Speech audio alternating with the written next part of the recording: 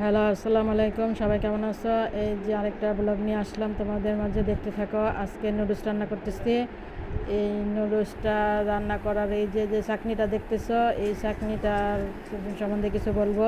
এই চাটনিটা আমার শ্বশুরের হাতের, অনেক বছর আগের। আমার শাশুড়ি অনেক দিন ব্যবহার করছে, কিন্তু এখনও নতুন আছে। এই যে দেখো, আমি পেঁয়াজ আর ডিম সুন্দর করে ভাজা নিতেছি।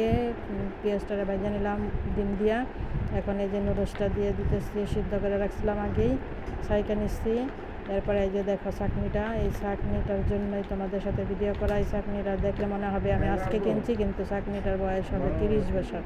দেখলে বোঝা যায় না। আর ওই ফ্রাই প্যানটার বয়সও এরকমই হবে, 30-40 বছরের।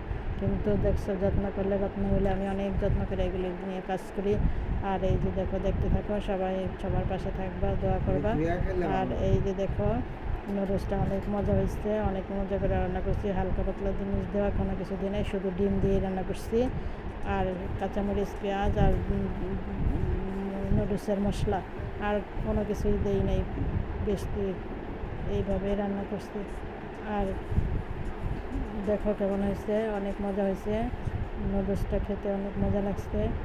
আর তোমরা ভালো থাকবা, সবাই সবার পাশে থাকবা, কারোর সাথে হিংসা করবা না। হিংসা করলে কেউ আগাইতে পারবে না। বড়দের ছোটদের লাগবে, ছোটদের বড়দের লাগবে। এইভাবেই সবাই সবার পাশে থাকবা। সবার জন্য সবাই দোয়া করবা, আর লাইক কমেন্ট শেয়ার করবা।